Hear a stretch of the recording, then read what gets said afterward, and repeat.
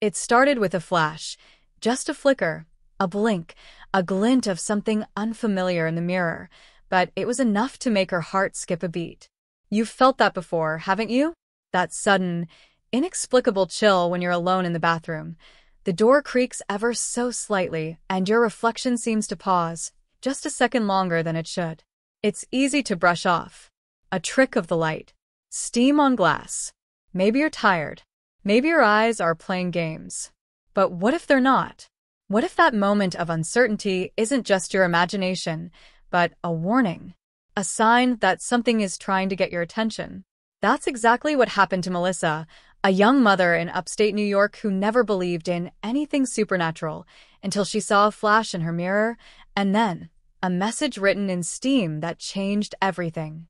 Now listen carefully, because this isn't just a ghost story or a TikTok trend. This is something real. Something that leaves a trail, a clue, a riddle you and I are going to solve together.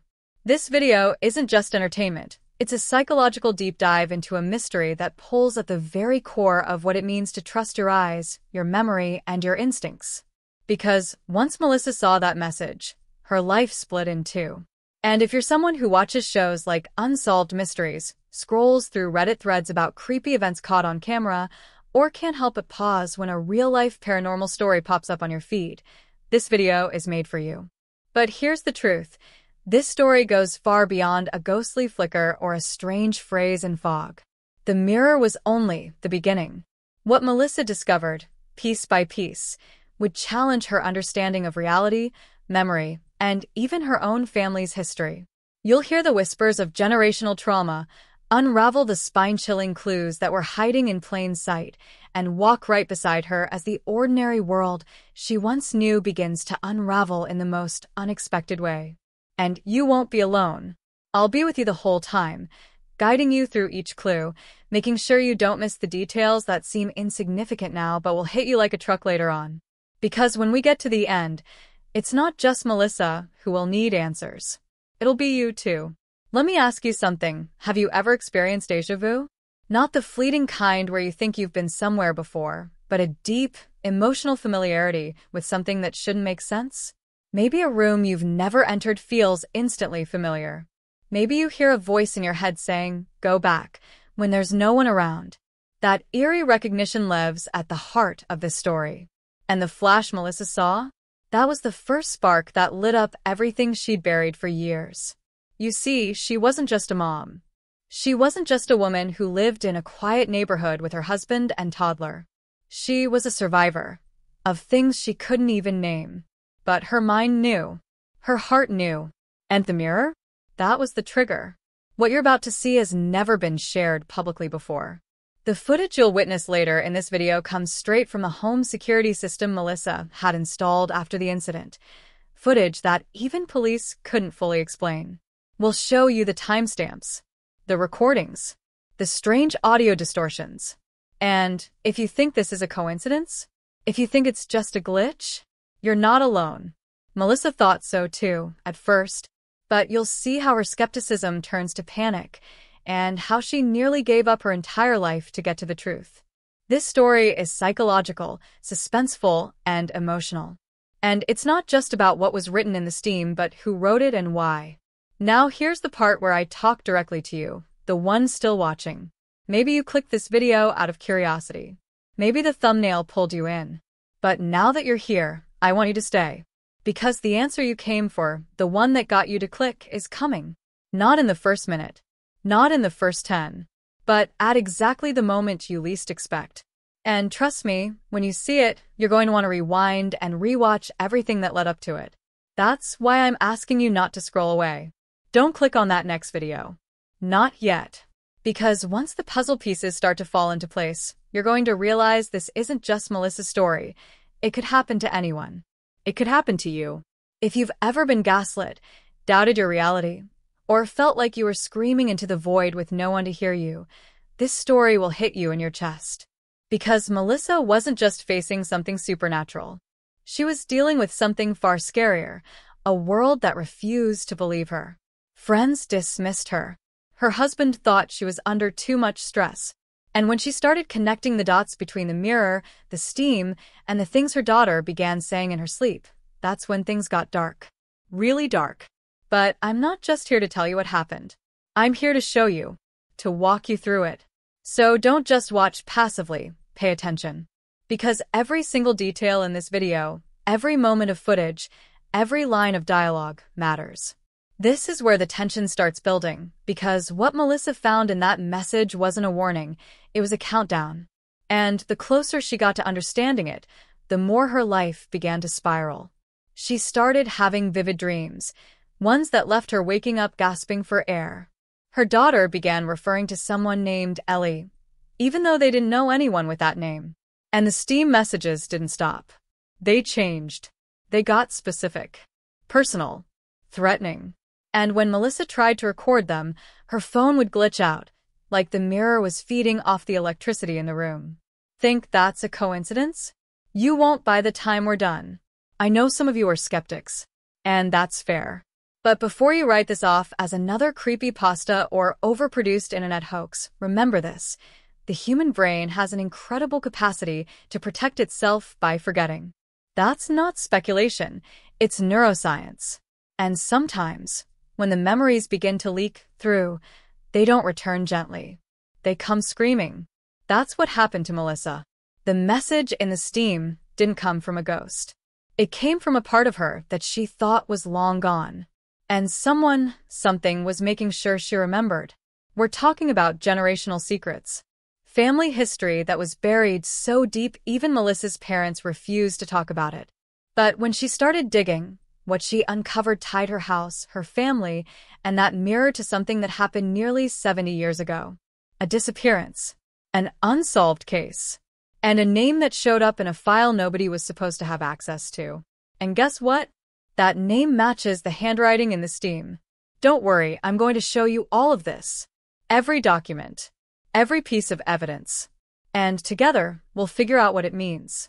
But I have to warn you, this story doesn't play out like a movie. It's messy. It's emotional. And it's going to challenge what you believe about memory, identity, and the unknown. This is real.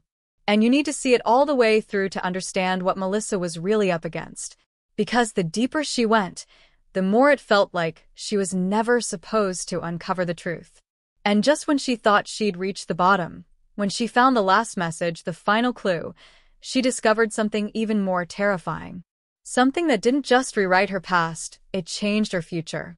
And in a few minutes, I'm going to reveal it to you. But for now, I want you to imagine this. You walk into your bathroom late at night. The lights are low. The air is warm from the shower. You glance at the mirror, and just for a second, you see something flash behind you. You turn. Nothing's there. Then you look back, and a single word is written in the steam. Not with your finger. Not with anyone's. But from the inside. Now, tell me, what would you do? Because Melissa did something that most people wouldn't have the courage to do. She stayed. She faced it. And she followed the trail, no matter how dark it got. And what she uncovered, you're about to see it unfold. But first we need to go back. Back to the very first message. Back to the night that started it all. A night when the air felt heavier than usual, when the lights flickered just once, and when Melissa stepped into that bathroom, and her entire reality shifted. Melissa hadn't always believed in signs. Like most young mothers juggling work, bills, and a toddler who could go from cuddly to chaotic in under 10 seconds, she lived firmly in the present. Her days were a blur of drop-offs, deadlines, laundry piles, and the ever-growing list of things she swore she'd get to this weekend. There was no room for superstition, no time to indulge in ghost stories or haunted house theories, not when her to-do list never stopped multiplying. And yet, for the last several weeks, maybe longer if she was honest, there had been this strange energy hanging in her home. A tension that seemed to vibrate just beneath the surface of everyday life. Lights flickering for no reason. Doors left ajar that she swore she'd closed. Little things. Easy to ignore. Until that night in the bathroom when she saw the flash in the mirror, and everything changed. Her husband, Derek, chalked it up to exhaustion. He was a grounded, practical man, an engineer who needed proof, numbers, facts. He loved Melissa, but when she told him about the message appearing in the steam, remember Ellie? He didn't even try to hide the look on his face. A mix of concern and polite disbelief. He suggested she take a break from work, maybe cut back on caffeine. And maybe he had a point. Melissa had been freelancing as a home interior stylist, taking on more projects than she could realistically manage, all while handling their 3-year-old daughter, Rosie, practically solo. Derek worked late most nights. They lived in a 2-story craftsman just outside Albany, surrounded by quiet streets and neighbors who waved but never really talked. It was supposed to be their forever home. Safe, comfortable, predictable. But lately, even in daylight, it felt wrong. It started subtly. Rosie began waking up at night crying for the girl in the hallway. At first, Melissa assumed it was just a phase, nightmares, maybe too many cartoons. But Rosie was adamant. She'd point at the empty corridor outside her bedroom door and say the girl wanted to play, but didn't know how. It was chilling, yes, but also oddly specific. Too specific for a toddler who barely strung together full sentences. Melissa tried to shrug it off, but when the same name appeared in the bathroom mirror, Ellie, the hair on the back of her neck stood up. It wasn't a name they ever used. Not in their family, not among friends. She couldn't recall ever hearing it until then. So she began digging. Nothing serious at first. Just light internet searches, looking through old family photos, asking her parents casually if they'd ever heard the name. But every conversation seemed to hit a wall. Her mother, who normally loved reminiscing, went strangely quiet when Melissa asked about relatives from their side of the family. Her father, who usually teased Melissa about her overactive imagination, changed the subject entirely. That was the moment something shifted inside her. It wasn't just curiosity anymore, it was a need to know. Because whatever was happening in her house wasn't just strange, it felt personal. Directed. Intentional. And then there was the issue with the mirror. That specific mirror, the one in their master bathroom, was an antique they'd bought during a weekend trip to a vintage market upstate. Melissa had fallen in love with the ornate bronze frame and the slightly warped glass. It looked like something out of a different time, elegant but aged, heavy with character. The vendor had given them a vague story about it coming from an old estate sale, but nothing beyond that. At the time, Melissa didn't care. But now? She couldn't stop wondering where it had come from, who had looked into it before her, what it might have seen. Every time she tried to clean the surface, the steam patterns returned. At first, it was just the name. Then came numbers, coordinates, and one night, a full sentence that froze her in place.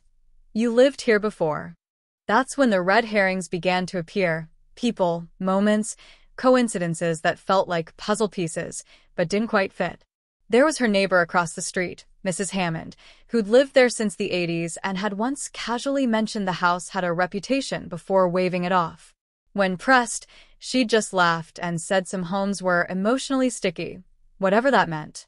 Then there was the contractor who remodeled their upstairs guest room last fall. He'd made an offhand comment about finding old children's shoes stuffed behind the drywall. Melissa hadn't thought much of it at the time, but now she couldn't help but feel like every thread was connected. Or maybe she was just reaching, desperate to make sense of what felt increasingly unreal. The tension with Derek began to escalate. He was supportive, at least on the surface, but the distance was growing. He didn't want to talk about the mirror anymore. He refused to review the home security footage Melissa insisted on checking every night. When their smart camera glitched for nearly 17 minutes on the same night the mirror showed the message, "Don't forget again," he blamed it on faulty wiring. When she told him about the soft hum she kept hearing at 2:13 a.m., always the same time, always near the mirror, he told her she needed sleep. Melissa couldn't decide what scared her more, that something unexplainable was happening or that she might be going crazy. But it wasn't just her anymore. Rosie started saying things. Phrases Melissa swore she hadn't taught her. That's not where the girl fell. Or, we can't open the blue door again. These weren't things a toddler made up. At least, not without help. Melissa started keeping a journal, recording everything. Times, phrases, events. She reached out to a local historian, an older man named Cal who specialized in upstate New York folklore and property records. She didn't tell him everything at first, just hinted that she thought her home might have a history. He agreed to look into it. A week later, he called her late at night, his voice quiet but urgent. He wanted to meet in person. He said what he found wasn't the kind of thing you email. Melissa never got the chance. The next morning, Cal's daughter posted on Facebook that he'd suffered a sudden stroke. He was alive, but unresponsive. Melissa tried to visit the hospital, but the family refused. He was under a lot of stress, they said. He started talking about ghosts. Said he saw someone in a mirror. That was enough to stop Melissa cold. Whatever Cal found, she now had to find it on her own. Then came the night with the photo album. While going through boxes in the attic, boxes she swore hadn't been there before, she found an old, dust-covered album with no labels. Inside were faded photos of a young girl who looked eerily like Rosie, standing in front of a house that looked almost identical to theirs, but older. And in the bottom corner of one photo, barely visible, the mirror. The exact same mirror. Melissa dropped the album and ran to the bathroom, heart pounding in her ears. The mirror was fogged again, even though no one had used the shower that day. She reached for it, wiped the glass, and this time, there was no message. Just her reflection. But she wasn't alone. Someone else was in the room. And in that frozen moment, with her breath caught in her throat and her skin crawling with cold, Melissa realized that this wasn't a haunting. It wasn't about ghosts or spirits or curses. It was about memory. And someone or something was making sure she remembered. But what exactly did she forget? And how far would this presence go to make her remember? We're just getting started. Melissa didn't sleep that night. After seeing the figure in the mirror, an outline more than a person, but unmistakably there, she sat awake in the hallway, staring at the closed bathroom door, her heart pounding with every creak and sigh of the old house. She kept telling herself it wasn't real, that her mind, exhausted and overwhelmed, was playing tricks on her. But deep down, she knew that was a lie. Something had changed. Something had crossed a line. And what scared her most wasn't the image itself. It was the feeling she got when she looked into the mirror. Not fear, exactly. Not even dread. It was familiarity. Like whatever was in that mirror had been there before, waiting for her to see it again. And this time, it refused to be ignored. The next day, Melissa decided to retrieve the old photo album again, hoping for any names, dates, even a street sign in the background of one of the photos that could offer a clue. But when she returned to the attic, the box was gone. Completely vanished. She tore through every corner, crawling under insulation, checking the other storage bins. Nothing. She even checked the garage, the basement, her office, just in case she'd moved it without realizing. But it wasn't there. And the attic, which had always been dusty but manageable, now smelled different. Damp. Like mildew and old wood and something else, something metallic, like blood. It sent a chill down her spine that lingered for hours. When she told Derek about the missing album, he didn't even look up from his phone. Are you sure it was there? Maybe you dreamed it. That comment stung more than she expected. Derek wasn't just distracted. He was detached, almost cold. He'd become increasingly distant, more irritable, more absent even when he was physically home. He claimed it was stress from work, hinted at a potential layoff that he hadn't mentioned before, but Melissa began to suspect something else. Something he wasn't telling her. She started checking his messages when he was asleep, scanning his emails, looking for anything that felt off. And that's when she found the name. Elena. In a chain of old emails buried beneath promotional spam, there was a brief thread between Derek and someone with the initials ER. The subject line was, "She doesn't remember." Good. Melissa's hands shook as she scrolled, but the rest of the messages were gone, deleted or never there to begin with. That was the moment Melissa realized the betrayal might go deeper than she imagined. Determined to find someone who might believe her, she returned to Mrs. Hammond across the street. The older woman hesitated when she opened the door, as if expecting someone else, but her face softened when she saw Melissa. "You've seen it too, haven't you?" she asked quietly, without needing to hear the full story. Melissa was stunned. Mrs. Hammond invited her in, made her tea, and then began telling stories, not myths or rumors, but events. Things she remembered from decades ago when the house first changed hands. People who moved in and left suddenly, some in the middle of the night. A girl who went missing. A family who stopped speaking to each other and eventually disappeared from the neighborhood altogether. And always the mirror. That house doesn't forget, Mrs. Hammond said softly. It waits. But when Melissa asked for names, records, anything she could use to verify what she'd heard, Mrs. Hammond hesitated. You need to stop digging, she warned. They don't like it when the past gets pulled into the light. That mirror isn't a window, it's a door. And some doors should stay closed. Melissa pressed her for more, but Mrs. Hammond only shook her head. If you keep going, you'll remember things you wish you hadn't. That sentence followed Melissa home like a shadow. Still, she couldn't stop. The more she tried to ignore it, the louder the signs became. Rosie drew pictures with a red crayon, always the same, a little girl with long hair, standing in front of the mirror, with something dark behind her. Melissa began to hear faint whispers in the hallway at night, just below the level of speech. The smell in the attic returned, stronger this time. And then, one afternoon, while cleaning under the guest room bed, Melissa found something wedged between the floorboards. A small brass key, cold to the touch, and intricately carved with tiny roses along the bow. She didn't recognize it, but something about it felt significant. When she showed it to Derek, his reaction was instant and unnerving. He froze, eyes wide, then quickly brushed it off. Probably just from one of the old cabinets, he said too quickly, taking it from her and pocketing it before she could ask anything else. That night, he left the house, claiming he had to run to the hardware store for a part. He didn't return for 3 hours. When he did, he said nothing about the trip and Melissa didn't ask. But she noticed the smell on his clothes, dust and rust. Like the attic. The next morning, Melissa logged into her laptop to review the voice recordings she'd secretly started keeping, little audio notes she left on her phone each night before bed, documenting everything. But when she opened the files, they were gone. Not moved.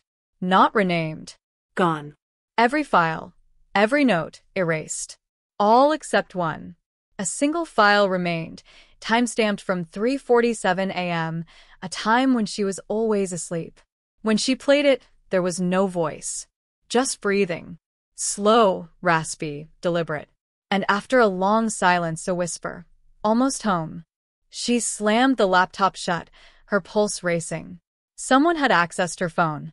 Someone was listening. Was it Derek? Was it something else? Melissa was now trapped between two realities. One where she was being gaslit, possibly by her own husband, and another where something far older, far darker, was awakening inside her home. Maybe both were true. Maybe neither. But one thing was clear, the past wasn't staying buried. Someone or something wanted to be remembered. And Melissa was getting closer to the truth than ever before. But that truth? It was about to cost her everything. Because what she didn't know yet was that the name Ellie wasn't just someone from the house's history. It was someone from her own.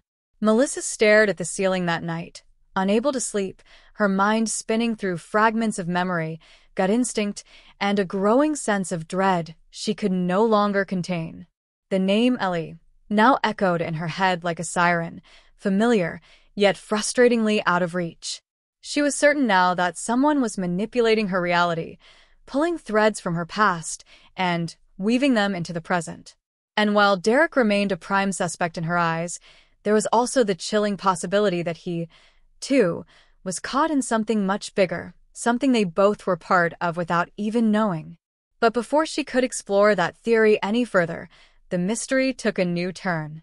A message came, this time not for her, but for someone she hadn't spoken to in nearly 5 years. Her younger sister, Claire. It was a sudden, unexpected phone call. Claire rarely called, and when she did, it was usually about their mother, or to awkwardly pass along family updates with a strained tone that never quite masked the fallout between them. But this time was different. Claire sounded shaken. Melissa, I don't know what's going on, but I think I saw her. Melissa's heart dropped. Who? She asked, already knowing the answer. The girl. The one from your drawings when we were little. With the long hair. I saw her in the mirror at my place. She was just standing there behind me, but when I turned around, nothing. Melissa sat up straight, cold creeping over her limbs. Claire lived 3 states away. Whatever this was, it was spreading. Claire explained that the sighting had happened after she'd received a strange envelope in her mailbox. No return address. Inside was a faded photograph of 2 little girls standing on a front porch, except one of them looked eerily like Melissa as a child, and the other, Claire swore she had no memory of. On the back, in smudged handwriting, were 3 words: "She never left." Melissa demanded a picture of the photo. Claire hesitated but agreed. When Melissa received the image via text, her blood ran cold. The house in the background was her house, the one she lived in now. But the photo looked at least 30 years old, possibly more. And in the picture, Melissa was maybe 7 or 8 years old, around the age she'd started having night terrors she could never explain. She didn't remember this photo ever being taken, but something deep in her gut told her it was real. And worse, it wasn't the only one. Fueled by this new twist, Melissa returned to the mirror, this time armed with a camera. She waited until the bathroom fogged again, until the condensation slowly revealed those cryptic letters she'd seen days ago. Ellie waits. She aimed her camera and snapped the photo, but when she reviewed the image, the message wasn't there. The mirror in the photo was clean. Nothing. Just her reflection, eyes wide, mouth slightly open in shock. But as she zoomed in on the image, just beneath the surface, buried in the grainy digital noise, she saw a face. Half-formed, pale, with black eyes and a small, knowing smile. And suddenly, she remembered something she hadn't thought about in decades, a name whispered to her as a child, in dreams she'd always dismissed as nightmares. A secret friend. Ellie. The problem was, Melissa never had an imaginary friend. That's what her parents told her. That the whispering, the crying, the drawings of a girl in the mirror, that was just stress, just overactive imagination. They'd even taken her to therapy for a while, until the incident stopped and life returned to normal. But the memories hadn't gone away. They'd just buried themselves deeper. Now, Melissa realized they were clawing back to the surface. Desperate for answers, she contacted a local historian, someone who specialized in old properties and the hidden histories of small towns. She invited him over, explaining only that she believed something about her house's past had been erased. He arrived with an overstuffed briefcase and a guarded smile, the kind worn by someone used to being humored but never taken seriously. But when he began flipping through the town's original development maps, something caught his eye. A surveyor's note from 1953 mentioned a partial demolition on the property, followed by a rebuild on a damaged foundation. The reason? A fire that had destroyed the original structure. According to the report, 2 children had died in that fire, both girls. But their names had been scratched out in the file Melissa was shown, redacted decades ago with no explanation. The historian leaned in and whispered, "Sometimes homes are rebuilt, but what lingers under the foundation stays." He tried to chuckle it off, but Melissa didn't laugh. Something about his expression, how quickly he packed up his papers afterward, told her he'd seen something similar before. He gave her a card before he left and told her, softly, "If you start remembering things that don't make sense, write them down. Before they disappear again."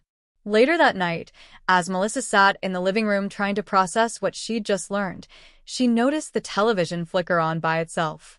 Static buzzed across the screen for a few seconds before a low voice crackled through. One word, barely audible, but enough to stop her breath. "Remember."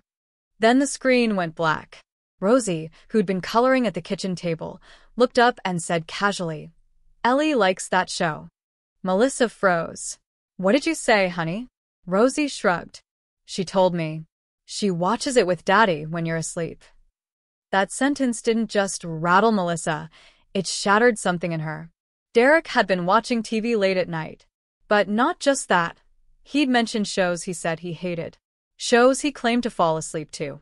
Melissa began to wonder if Derek's distance, his absence, his defensiveness, wasn't just because of a secret, but because he was being pulled into the same darkness she was. Or worse, he was already in it. And if that were true, Melissa needed to figure out whether he was a prisoner or a willing participant. Because something told her the past they were both about to uncover wasn't just going to answer her questions, it was going to destroy everything they thought they knew about their lives, their family, and each other. And right before she went to bed, Melissa received one more photo on her phone. It was from a blocked number. The picture was of her, standing in the bathroom, taken from behind. She hadn't heard anyone in the house. Melissa didn't sleep that night. How could she, after receiving a photo of herself taken from inside her own home, from behind, while she was completely alone? She sat on the edge of her bed, phone in one hand, the other trembling on her lap, the light from the screen casting a ghostly glow on her face. Her heart pounded in a way she hadn't felt since her teenage years, back when she once believed something watched her from her closet at night. Only now, that primal fear was real, rooted in evidence she couldn't ignore. She kept glancing at the bedroom door, expecting it to creak open on its own or reveal some figure in the shadows. The silence of the house no longer comforted her. It felt staged, manipulated, like someone was holding their breath, waiting for her to let her guard down. The next morning, she tried to play it cool for Rosie's sake, acting like everything was fine as she packed her lunch and helped her get ready for school. But every sound made her flinch: the tap of a spoon against a bowl, the vibration of her phone from a spam call, even the chime of the front door when Derek returned from an early errand. He noticed it too. "You okay?" he asked, eyebrows raised as he slid his keys into the bowl near the door. Melissa forced a smile. "Did you come back in last night?" she asked, watching him closely. Derek frowned. "No, I stayed at Brad's, remember? You said you needed space." Her stomach dropped. He wasn't lying, she could tell. So, if it wasn't him, then who took the photo? Later that day, as she sat parked in her car just outside Rosie's school, something shifted. She had this overwhelming urge to look in her rear-view mirror. At first, nothing. But then, in the reflection, she spotted a black SUV parked across the street, its windows tinted too dark to see through. It had been there the day before, too. She realized suddenly, maybe even earlier than that. Had she seen it near the grocery store? At the gas station? The pieces weren't just clicking together now. They were colliding violently. Someone was watching her. She got out and walked toward the SUV, heart thumping wildly, but before she could even make it halfway, it started up and pulled off, slowly, deliberately, like it wanted her to know it was there but never let her get close enough. Melissa stood frozen in the street, unable to breathe properly as the school bell rang behind her. That night, after putting Rosie to bed, Melissa finally called Claire again, but this time, the line didn't ring. It went straight to voicemail. That wasn't like her. Claire might have been emotionally distant, but she was never careless, especially not after the bizarre photo incident. Melissa left a message, her voice quivering slightly, asking Claire to call her back no matter what. She waited hours, refreshing her texts, pacing her kitchen. Midnight came. Still nothing. So she messaged her on Facebook. No reply. Then she checked Claire's location-sharing app. It showed her offline. Melissa's stomach churned. Something was wrong. By the next morning, Claire still hadn't called. So Melissa reached out to one of Claire's old neighbors, someone she barely knew but had once met at a family gathering. The woman hesitated at first, but then admitted something that chilled Melissa's blood. She left her porch light on all night, which is weird for her. Her car was still in the driveway this morning, but she didn't answer when I knocked. "Do you want me to call the police?" Melissa told her she would handle it and hung up, trembling. She tried again to call Claire, but it was the same result. Straight to voicemail. And now, as the anxiety clawed at her chest, she remembered something from years ago, an old story their mother used to tell when they were children. About a little girl who could only be seen in mirrors, who traveled through them when she was called, who came back when people tried to forget her.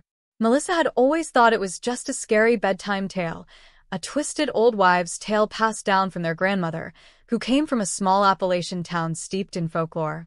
But now, with Claire missing, the SUV following her and the words she never left burned into her mind, She was starting to wonder if it hadn't been a story at all, but a warning. And she'd ignored it. Melissa took Rosie and left the house that day. She didn't even pack. She drove an hour out of town to a cheap but clean motel off the highway, paid in cash, and didn't use her real name. She told Rosie it was an adventure, a mommy-daughter vacation. Rosie seemed thrilled, but Melissa's nerves didn't settle. Every time someone walked by their door, or a car engine revved in the parking lot, she jumped. She checked the locks 4 times before going to bed, then jammed a chair under the doorknob for good measure. Her mind raced through possibilities. Was this about the house? A haunting? Was it spiritual, paranormal, or something more human and terrifying? Because maybe it wasn't a ghost at all. Maybe it was someone who knew exactly what she feared and how to use it against her. And then, just as she was beginning to calm down, her phone buzzed.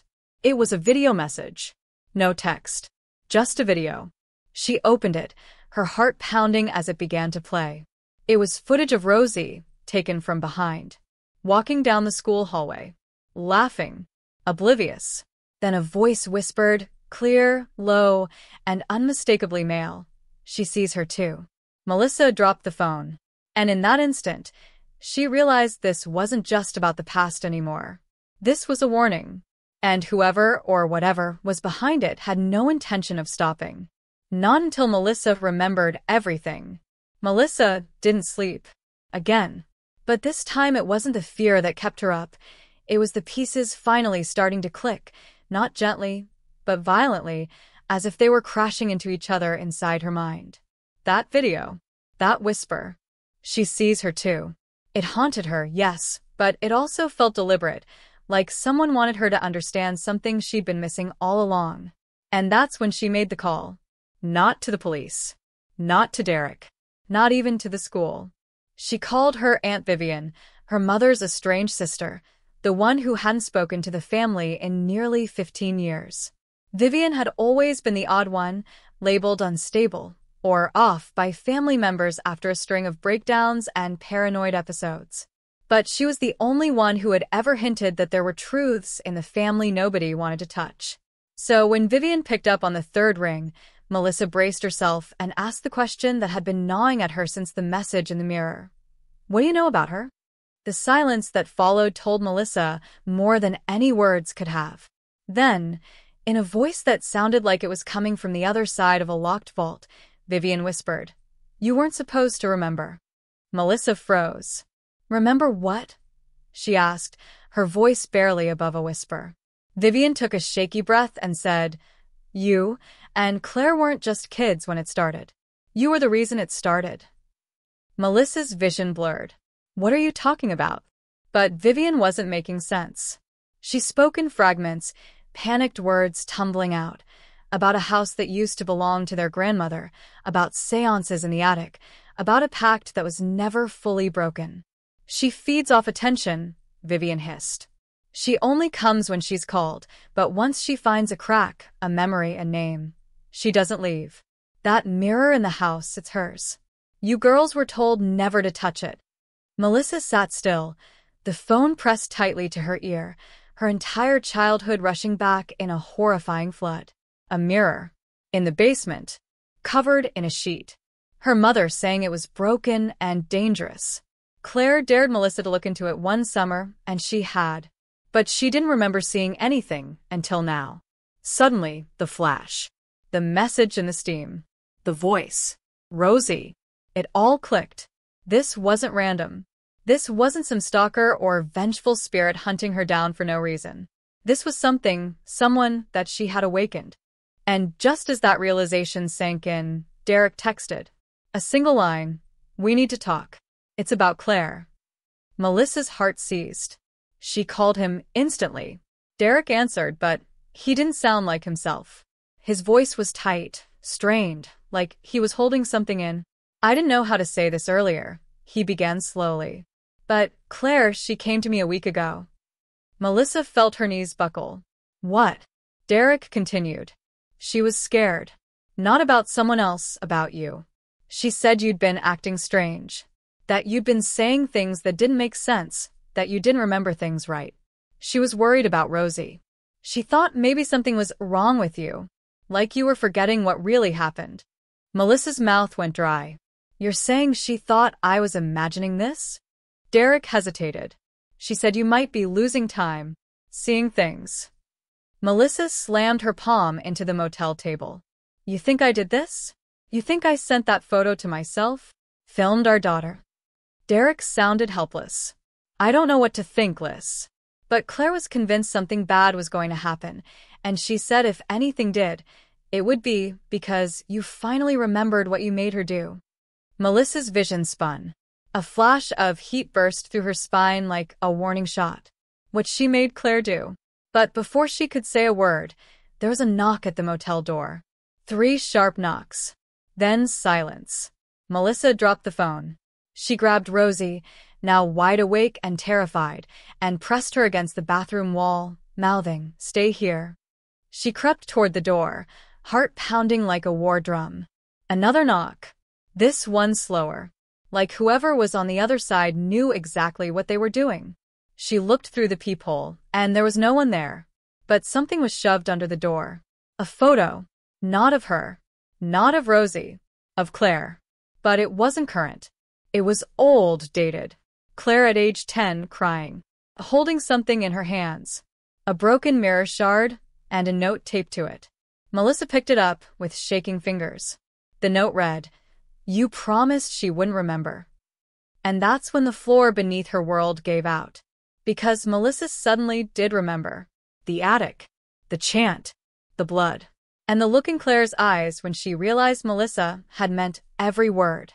Everything Melissa had believed up until now, about being the victim, the hunted, the innocent one, was a lie. And the truth? It had been hiding in the mirror all along. Melissa sat on the edge of the motel bed, her eyes locked on the photo of Claire as if it were the final piece of a puzzle she never wanted to complete. Her hands trembled, not from fear anymore, but from the crushing weight of what her memory had just unearthed. The attic. The chant. Claire's pale face lit by candlelight. Melissa's own voice, steady, cold, filled with the conviction of a child who didn't understand what she was calling into their world. It wasn't a game. It had never been a game. They summoned something. Something ancient. Something hungry. And now it was back. Only this time, Melissa wasn't a child anymore. She couldn't pretend she didn't know. And worse, she had dragged Rosie into it. The one innocent left. She barely noticed Derek's car pulling into the lot until he was standing at the door, pounding on it like he was about to break it down. She opened it before Rosie could stir. Derek barged in, holding his phone like a weapon, his face pale, lined with dread. "You didn't tell me everything," he snapped. "You knew something happened when you were kids. You knew this wasn't just Claire being paranoid." Melissa didn't deny it. She couldn't. Not anymore. "I didn't remember until today," she said softly. Derek threw his hands up. "Well, I remembered something just now too. My sister, Madeline? The one I said passed years ago? She used to talk about a girl with long black hair. Said she lived in the walls. Said she watched her through the mirror when no one else was around." Melissa's stomach dropped. "What are you saying?" Derek's voice cracked. "I'm saying whatever you summoned back then, it didn't stay in your house. It followed me too. And maybe Rosie was never the target." The room spun. All the logic, all the half-truths she'd wrapped around herself like armor crumbled. Claire hadn't just been afraid of Melissa losing her mind. She was afraid Melissa would remember and open the door again. The door they swore they'd sealed forever. And now the entity, this presence that twisted light and memory and time, wasn't tethered to one person. It was feeding off anyone who got close enough to believe. Just then, Rosie let out a scream from the bathroom. Melissa bolted in and found her curled up in the bathtub, her little arms wrapped around her knees, tears streaking down her cheeks. "The mirror," she whimpered. "It's moving." Melissa looked up, and the motel mirror, coated in fresh steam, now had another message scratched into it from the inside. It said, "One of you has to go." She turned to Derek, who stared back in horrified silence. For a second, neither of them breathed, because they both understood what it meant. This wasn't about unlocking the past anymore. This was a choice. A deal. A demand.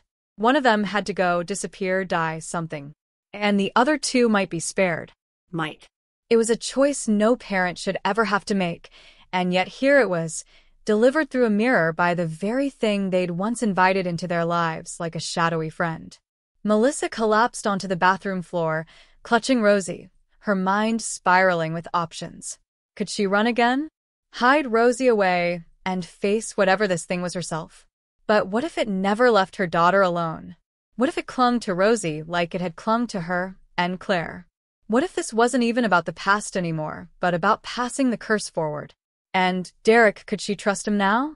Could she really believe he had no part in this? What if Claire had gone to him for more than help? What if they had planned something she still didn't know? She was drowning in questions, each one heavier than the last. Then her phone buzzed again. A blocked number. Just like before. She answered, expecting silence. Instead, a child's voice. A whisper. Tag, you're it. The line went dead. Melissa's breath hitched. Rosie was shaking. Derek was frozen in the hallway, looking like he wanted to say something but couldn't find the words. And then Melissa did something she hadn't done in years. She opened her mouth and began reciting the chant. Not out of fear. Out of fury. Because if this thing wanted someone to go, if it wanted to play games again, it was about to find out that this time, Melissa wasn't a little girl anymore. And this time, she wouldn't play by the rules. Melissa didn't sleep that night. She sat curled on the edge of the bed in the dim motel room, a flickering lamp casting uneasy shadows along the peeling wallpaper. Her mind raced, turning over every strange moment, every unexplained coincidence from the last few weeks. Rosie lay beside her under the covers, twitching now and then, murmuring things in her sleep that made Melissa's stomach knot. At one point, Rosie had whispered a name, Elise, and that's when it clicked. Elise Carter, the neighbor from down the street when Melissa was a kid, the one who always seemed to know when the girls were up to something, the one who gave them old candles from her Wiccan store and encouraged them to try summoning games, just for fun. Claire had loved her. Melissa had trusted her. But Elise had vanished years ago, moved away, without a trace after Claire's breakdown. Melissa never thought to connect it. Until now. She jumped off the bed, grabbing her phone. A quick search, some keyword combinations. Elise Carter, clairvoyant readings, haunted house rituals, kids' disappearances. And suddenly, articles started to surface. Not national news. Local forums. Obscure blog entries. Old scanned flyers with her face on them, offering past life readings, doorway rituals, and memory unlocking sessions. She wasn't just a quirky neighbor. She was a thread that connected too many events, too many accidents and missing persons cases across multiple towns, always centering around children reporting strange voices through mirrors or ghostly games gone wrong. Melissa's blood ran cold. It wasn't a random haunting. It wasn't a childhood mistake. They'd been part of something bigger all along. And as the realization dawned, her phone buzzed again. Another blocked number. This time, she didn't hesitate. She answered, heart hammering in her throat. You should have let her go, a gravelly voice hissed. She remembered too much. Then the line disconnected. Melissa felt like she'd been punched in the gut. Claire. She hadn't just lost her mind. Someone had silenced her because she was getting too close to unraveling this conspiracy. Elise was never gone. She'd just changed names, changed faces. She was still orchestrating this somehow, maybe even grooming new players for the next generation of whatever this sick ritual was. And Rosie, her daughter, was next in line. Melissa dropped the phone and ran to the desk where she'd stuffed Claire's journal. She flipped through the pages with trembling fingers until she found it, an address scrawled hastily beside a single word, Safe House. It was in the next county. Melissa didn't wait. She woke Rosie gently, whispering in her ear that they were going on a road trip. Derek stirred on the couch, but she stopped him. You can't come, she said, her voice firm, eyes searching his. I need you to do something else. She handed him Claire's journal. Find out who else is on Elise's list. If she's running some kind of ritual, there'll be others. Kids. Families. Places she's marked. I think Claire was trying to warn us all. Derek hesitated, then nodded, but something in his expression shifted, subtle, but wrong. Like he knew something he hadn't told her.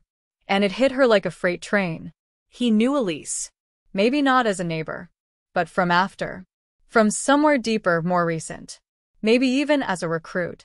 Someone tasked with keeping an eye on her and Rosie the moment Claire made contact again. Was he helping her or helping them? Melissa grabbed Rosie and backed out of the room without another word. She didn't wait to hear Derek call her name. She drove through the darkness, headlights carving through fog like a blade. Her mind screamed with conflicting thoughts, betrayals, cover-ups, memories half buried. At a gas station miles down the highway, she stopped and checked her phone again. A new voicemail. But it wasn't from Derek. It was from Claire. The timestamp was from today. Melissa hit play, her hands shaking so hard, she nearly dropped the phone. Claire's voice came through, distorted and distant, like it was crawling through static and time itself. They're watching mirrors because they can't survive in light. They use reflections as doors. They attach to guilt, to memory, to fear. But they're not just haunting you. They're harvesting. Then silence. Melissa fell to her knees right there on the gravel outside the gas station, clutching Rosie to her side. This wasn't just some spirit. It wasn't even about Melissa anymore. Elise, the mirrors, the messages, it was all part of something ancient, orchestrated, and horrifying. Something systematic. Generational. They weren't being haunted. They were being used. And the worst part? Melissa was starting to believe that Derek wasn't the only one who knew more than he let on. There might be others. People she'd never suspect. People in her life, right now. And if Claire's final message was right, Rosie wasn't the target. She was the vessel. Melissa stood at the edge of the wooded clearing, clutching Rosie's hand so tightly she could feel the girl's pulse beating into her own.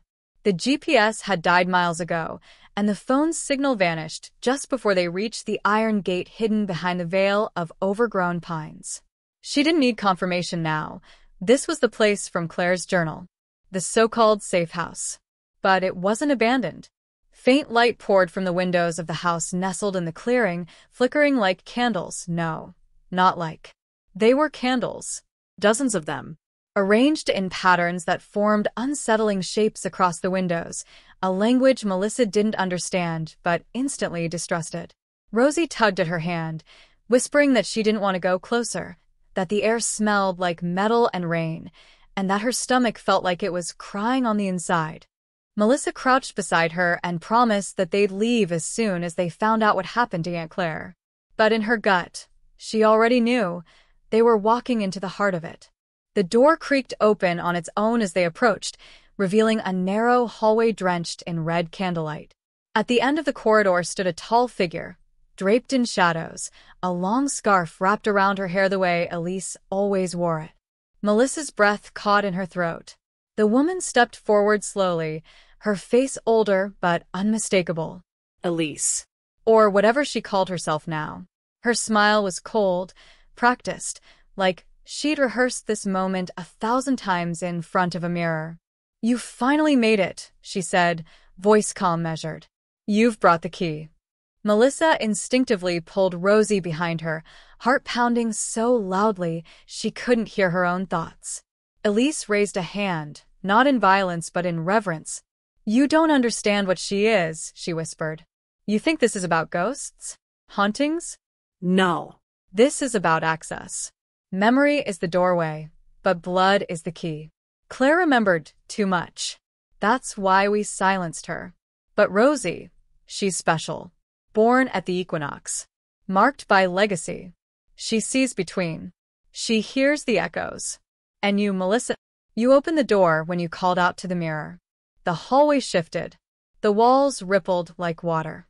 The candle flames flared, distorting shadows into grotesque shapes, faces screaming behind melting glass. Melissa reached for her phone to call Derek, not because she trusted him anymore, but because she was terrified to be alone. But Elise laughed, the sound slicing through the hallway. Oh, he's already here. A door opened behind her, and there he stood, Derek. His face bruised, lips split, arms bound. Elise turned and shoved him forward like a trophy. He thought he could protect you. Poor boy didn't realize the game was already over. Melissa ran to him, untying the ropes with shaking fingers. Why? She whispered, eyes burning. Why her? Why Rosie? Elise didn't answer at first. She walked to a small cabinet at the far end of the room and pulled out something that made Melissa's stomach drop, Claire's necklace. The tiny locket she never took off. Elise opened it and dropped something into Melissa's palm. A photograph. Old, wrinkled, and stained by time. It showed two little girls standing in front of the mirror in Melissa's childhood bathroom. One was clearly Melissa. The other wasn't Claire. It was Elise, as a child. I wasn't your neighbor by chance, Elise said. We were sisters once. Not by blood, but by pact. We opened a door when we were kids. You forgot. I never did. And now we need to close it. Melissa's breath caught. Her childhood memories, always fuzzy around the edges, came flooding back. The chance. The mirror game. The blood oath they'd made one stormy night. Her therapist once called it a fantasy. But it wasn't. It was real. And the thing Elise warned her about that night, it never left. It just waited, feeding on forgotten promises and broken minds like Claire's. Then Rosie stepped forward. Mom, she said quietly, eyes wide and glowing with candlelight reflection, they're here. They've always been here. Before Melissa could react, the mirrors lining the hallway shattered inward, not outward, but inward, like something had pulled them. The walls seemed to vanish, replaced with a void of swirling smoke and screaming reflections. Elise screamed in a language Melissa couldn't understand, raising her arms to shield herself, but Rosie walked toward her calmly. You're not the doorkeeper, Rosie said in a voice too calm, too steady for a child. You were never the vessel. You were just the voice calling out. The floor cracked beneath them. Melissa lunged forward, grabbing Rosie and yanking her back just as Elise began to rise, not in the physical sense, but in some strange, impossible way. Her body collapsed as her shadow elongated, stretching upward, taking shape behind her like a towering figure made of liquid glass and fire. A creature born of memory and mirror. It wasn't Elise. It had used her, fed through her, waited for the right moment to pass through, and now it had found Rosie. But Rosie smiled, because she had been waiting too. The girl raised her hand, whispering something into her palm, and the swirling void convulsed. Candles blew out. Shadows shrieked. Elise's form imploded, sucked into the very mirror that had cracked behind her. And just like that, silence. Melissa gasped, holding her daughter, staring at the empty hallway that moments ago was the epicenter of chaos. The house looked normal again. The mirrors were gone. Derek groaned from the floor, barely conscious. The necklace was still in Melissa's hand, warm to the touch now, pulsing faintly like a heartbeat. They had survived. But just as they turned to leave, Melissa spotted something scratched into the wall near the door. It hadn't been there before.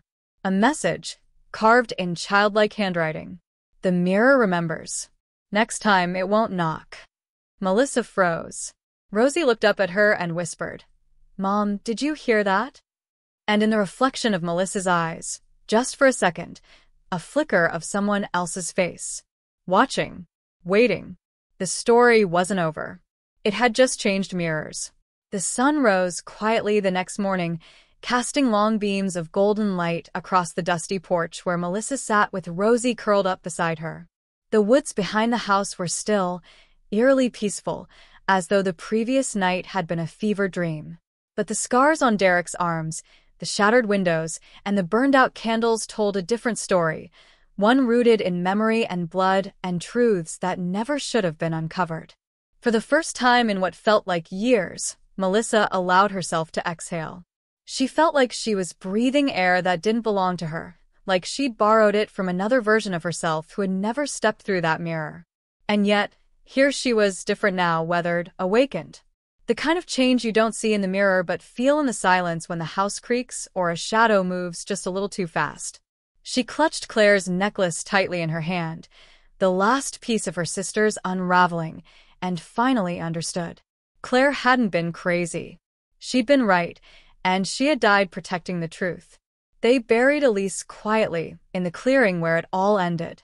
No ceremony, no funeral procession, just the three of them standing in the earth where her life had been twisted into something unrecognizable. Melissa didn't know if Elise had chosen this path or been led into it, seduced by the voices in the mirrors that preyed on loneliness, on forgotten childhood pacts. But she knew Elise had loved her once. Before the memories took her. Before the shadows wore her face like a mask. Rosie placed a single red ribbon over the mound of earth, the same kind Elise had once braided into Melissa's hair when they were kids. Then she turned and walked away, not looking back. She didn't need to. The past wasn't chasing them anymore. In the weeks that followed, life began to settle into a strange, new rhythm. The house was sold. Melissa and Rosie moved back into the city, where the nights were loud with traffic and laughter and the kind of chaos that felt human, not haunted. Derek recovered slowly, his trust shaken but not broken. They didn't talk much about what had happened, not directly. But sometimes, they would glance at each other during quiet moments with the same unspoken understanding. We came back from something that tried to keep us. Melissa started therapy again, not to forget, but to remember on her own terms. She filled journal after journal with the things Claire had written, trying to make sense of the symbols, the warnings, the history. Not because she wanted answers, but because she wanted to make sure no one else had to ask the same questions. And yet, not everything had been left behind. Sometimes, Rosie would hum a melody Melissa didn't recognize, a tune that sounded older than time. She would talk about dreams, of mirrors that breathed, of forests that whispered her name, of doors that opened with the sound of her laughter. But she was happy, healthier, stronger than any child Melissa had ever known. And on the night of the next equinox, when the shadows stretched longer than they should have, and the wind carried a faint sound of bells, Melissa sat beside her daughter and asked her the question she had been too afraid to say aloud. "Do you think it's over?" Rosie didn't answer immediately. She stared out the window, watching the reflection of the moon in the glass. Then, slowly, she turned to her mother and said, "It's never really over. But it's quiet. For now." Melissa nodded, feeling a strange peace settle over her. Not because everything had been fixed, but because she finally understood that some things aren't meant to be solved. Some stories don't end. They evolve. And sometimes, the only way to survive the darkness is to name it, face it, and walk through it with your eyes wide open. As the lights dimmed in their apartment and sleep began to fold over the city like a heavy blanket, Melissa stepped into the bathroom, caught her reflection in the mirror, and paused. For a moment, she saw nothing unusual. Just herself. A little older, a little broken, but still standing. She smiled faintly, wiped a hand across the glass, and froze. There, in the foggy condensation, written in tiny finger marks she hadn't made, were 3 words. "She's still listening." Her breath hitched. The mirror cleared, but the chill in her spine didn't fade. And somewhere, on a trending Reddit thread, in the deep corners of a TikTok, True Horror Stories compilation, or whispered in a late-night YouTube upload titled "The Mirror Knows Your Name," a new story began to spread. Because when you stare too long into the dark sometimes learns your face. And it remembers.